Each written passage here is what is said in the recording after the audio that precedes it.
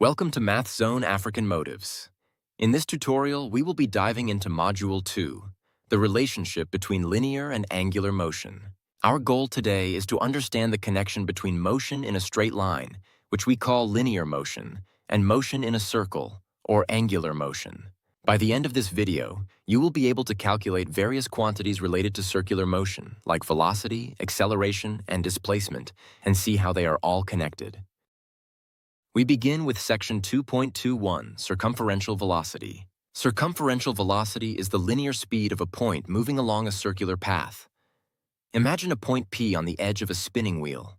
Let's look at figure 2.6. We have a circle with center O and a radius E. Point P is on the circumference. As the circle rotates, point P travels a certain distance. Let's say this wheel makes one complete revolution. The distance P travels is the circumference of the circle, which is pi times the diameter, or pi d. So for one revolution, the distance is pi d. If this revolution happens in 1 second, then the speed of point P is the distance over time, which is pi d units per second. This idea extends to multiple revolutions. If the wheel makes n revolutions every second, we call n the rotational frequency. So for n revolutions per second, the total distance covered in 1 second is pi d times n. Therefore, the circumferential velocity is v equals pi dn. Now let's explore this formula and its components in more detail. Let's continue to break down the formula for circumferential velocity. We just established that v equals pi d. Here, v is the linear velocity in meters per second, d is the diameter in meters, and n is the rotational frequency in revolutions per second. We know that the diameter, d, is simply twice the radius, r. Let's substitute this into our formula. Substituting d equals 2r, we get v equals pi times 2r times n. Rearranging, we get v equals 2 pi n times r. This new term, 2 pi n, is very important. It represents the rate at which the angle changes. We call this the angular velocity and represent it with the Greek letter omega, written as omega equals 2 pi. Angular velocity, omega, is the angle covered per unit time. We measure it in radians per second, or radix ds. A full circle is 2 pi radians. So, since omega equals 2 pn, we can simplify our linear velocity formula to v equals omega times r. This is a fundamental equation in rotational dynamics. So, to recap, linear velocity v is directly proportional to both the angular velocity omega and the radius r. A point further from the center will move faster than a point closer to the center if they have the same angular velocity. Just as we have linear acceleration for motion in a straight line, we also have angular acceleration for rotational motion. Let's see how they are related. Linear acceleration, a, is the change in linear velocity over time. Let's say a rotating object starts with an initial angular velocity, omega 1, and ends with a final angular velocity, omega 2, after a time, t. The initial linear velocity, v1, is omega 1 times r, and the final linear velocity, v2, is omega 2 times r. Now, let's substitute these into our formula for linear acceleration. We get it equals omega 2r minus omega 1r all over t. We can factor out the radius r to get it equals r times omega 2 minus omega 1 over t. Looking at the expression inside the parentheses, omega 2 minus omega 1 over t, this is the change in angular velocity over time. We define this as angular acceleration, which we represent with the Greek letter alpha. So alpha equals omega 2 minus omega 1 over t. Angular acceleration, alpha, is measured in radians per second squared, or rad s2. It tells us how quickly the object is speeding up or slowing down its rotation. By substituting alpha back into our equation, we find that the linear acceleration, a, is equal to the angular acceleration, alpha times the radius, er. This formula connects linear acceleration a to angular acceleration alpha and radius r. A larger radius or a larger angular acceleration will result in a greater linear acceleration for a point on the rim. Now let's summarize the key formulas we've learned and add a couple more that are useful for describing motion in a circle. We've built these formulas step by step. First, for angular velocity, omega equals 2 pi n, where omega is in radians per second and n is in revolutions per second. This gives us the rate of rotation in standard units. Next, for angular acceleration, alpha equals the change in angular velocity over time. This also equals 2 pi times the change in rotational frequency over time. This tells us how quickly the angular velocity is changing. The fundamental connection between linear and angular motion is linear velocity v equals angular velocity omega times the radius r. Similarly, for acceleration, linear acceleration, a equals angular acceleration, alpha times the radius r. Finally, we have formulas for displacement. For linear displacement, s, which is the distance traveled. Linear displacement equals angular displacement theta times the radius r. Alternatively, if the angular velocity is constant, the angular displacement is the angular velocity times time. We can also express angular displacement in terms of revolutions. One revolution is 2 pi radians, so the number of revolutions is theta divided by 2 pi. Remember, we use these formulas to convert between linear motion, which is arranged in a line, and angular motion, which is motion in a circle. Let's apply these formulas to an example. This is example 2.3 from your notes. A flywheel rotates at 10 revolutions per second. If the radius of the wheel is 0.8 meters, we need to calculate a, the angular velocity, b, the linear velocity of a point on the circumference, c, the angular displacement after 2 seconds, and d, the distance traveled by a point on the circumference after 2 seconds. First, let's write down what we are given in the problem. We are given the rotational frequency n equals 10 revolutions per second, the radius r equals 0.8 meters, and we'll use pi equals 3.142 as specified in a later problem. Now let's solve part A, the angular velocity omega. The formula for angular velocity is omega equals 2 pi n. Plugging in our values, we get omega equals 2 times 3.142 times 10. This calculates to 62.84 radians per second. For part B, the linear velocity v, we use the formula v equals omega times r. We just calculated omega as 62.84, so v equals 62.84 times the radius, 0.8. This gives us a linear velocity of 52.72 meters per second. Next, part C, the angular displacement after 2 seconds, theta. Since the angular velocity is constant, we can use the formula theta equals omega times t. We have omega as 62.84 and the time t as 2 seconds. So theta equals 62.84 times 2. This gives an angular displacement of 125.68 radians. And finally, part D, the distance traveled s. We use the formula s equals theta times r.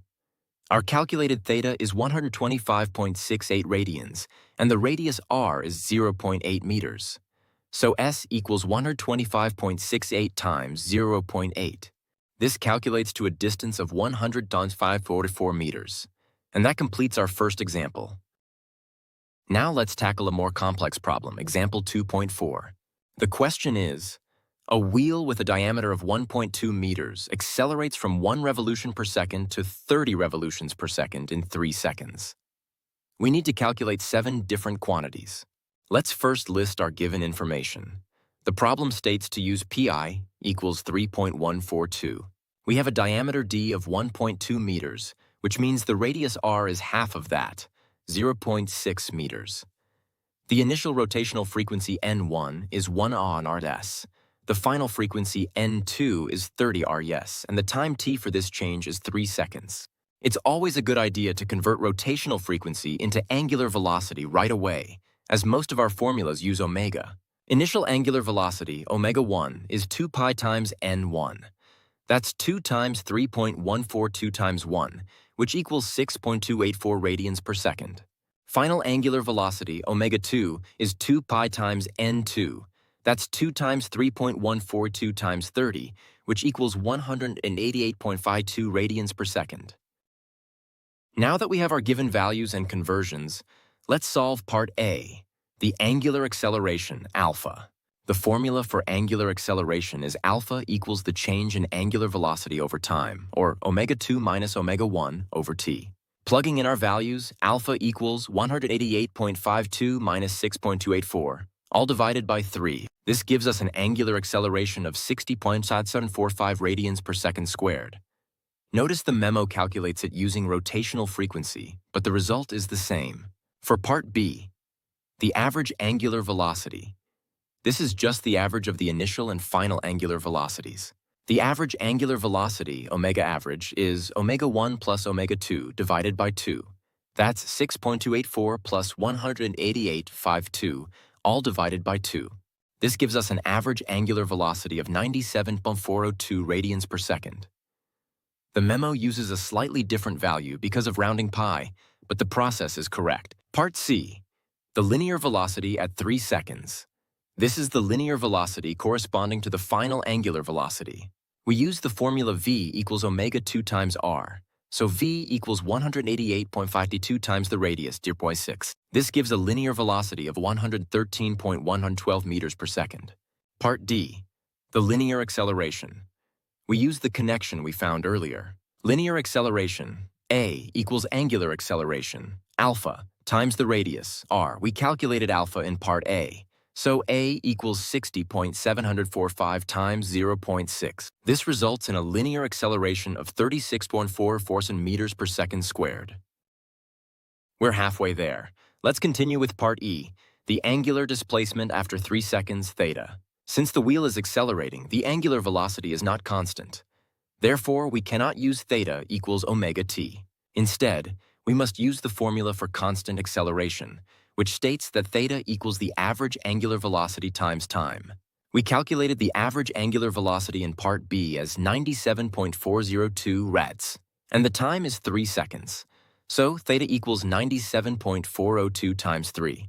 This gives an angular displacement of 292.206 radians. Now for part F, the distance traveled by a point on the circumference.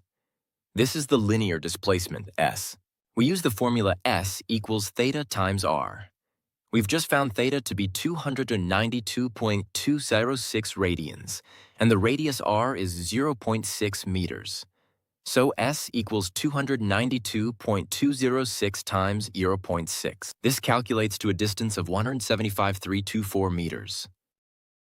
We've arrived at the final and trickiest part of the problem, part G. We need to find the number of revolutions after 4 seconds, assuming the acceleration from the first 3 seconds continues for 1 more second. First, let's find the rotational frequency at 4 seconds. We'll use the final rotational frequency from the 3-second mark and add the change over the next second. The rotational frequency at 3 seconds was n2, which is 30 joules. The acceleration is constant, meaning the change in frequency per second is constant. The initial change was 29 hours in 3 seconds, so in 1 second the change is 29 divided by 3. So the frequency at 4 seconds, let's call it n prime, is 30 plus 29 over 3, which equals 119 over 3, or approximately 39.67 revolutions per second. Now we need the average rotational frequency over the entire 4-second period. The average frequency, n average, is the initial frequency n1 plus the final frequency n prime, all divided by 2. Plugging in the values, we get 1 plus 119 over 3 divided by 2, which simplifies to 122 over 3, or 61 over 3, which is approximately 20.33 revolutions per second. The total number of revolutions is simply the average frequency multiplied by the total time. So revolutions equals n average times 4. This is 61 over 3 times 4, which gives 244 over 3, or approximately 81.33 revolutions. The number of revolutions is 81. Let's compare this to the memo. The memo's approach is slightly different. It calculates the average rotational frequency for the first 3 seconds, finds the revolutions during that time, and then calculates the revolutions for the 4th second. Let's recalculate following the memo's logic to verify. Average frequency for the first 3 seconds is 1 plus 30.2, 15.5 RHz. Revolutions in 3s equals 15.5, 3 als 46.5 ye. Now for the 4th second. Frequency at 3s was 30 RK by 6. Frequency at 4s was 193 Rs. Average frequency for the 4th second is 30 plus 109.332 equals 93 plus 109.32 equals 2093 equals 2096. RK. Revolutions during the 4th second each rose 2096. 1 in 2096. Total revolutions equal 46.5 plus 2096. This is 93.2 plus 2096 equals 296 plus 2096 equals 488.6 equals 244.3. Both methods lead to the same answer of 81.33 revolutions. The memo then states during 4's 15,005 plus 4 out of 62 R. This calculation is incorrect. It uses the average frequency of the first 3 seconds, 15.5 years, for the entire 4 seconds, which is incorrect because the object continues to accelerate. The correct answer is 81 revolutions. It's important to always follow the principles and formulas, and not just copy from a memo. So, the number of revolutions after 4 seconds is 81. Finally, let's look at the solutions provided in the very first image you shared. We'll compare them with our calculations. Here is the memo solution on the left and our detailed working on the right. Let's check them one by one. For A, the angular acceleration, our answer is 67.45. The memo has 67.45. They match. For B, the angular velocities omega-1 and omega-2. Our values are 6.284 and 188.52. The memos are 6.284 and 188.52. They match. For B, again, the average angular velocity. Our value is 97.402. The memo has 97.402. They match. For C, the linear velocity. Our value is 113.112. The memo has 113.112. They match. For D, the linear acceleration. Our value is 36.447. The memo has 36.447. They match. For or E, the angular displacement. Our value is 292.206. The memo has 292.206. They match. For F, the distance traveled. Our value is 175.324. The memo has 175.324. They match. And finally, for G, the number of revolutions. This is where we found an error in the memo. The memo's calculation is 62 revolutions, which is incorrect as it assumes the acceleration stops after 3 seconds. Our calculated value, based on the problem statement, is 81 revolutions. This is a great example of why it's important to understand the physics and not just memorize the steps in a solution. So, with the exception of the final part, our step-by-step solutions align perfectly with the provided memo. You've now seen how to use the formulas connecting linear and angular motion to solve a comprehensive problem involving acceleration.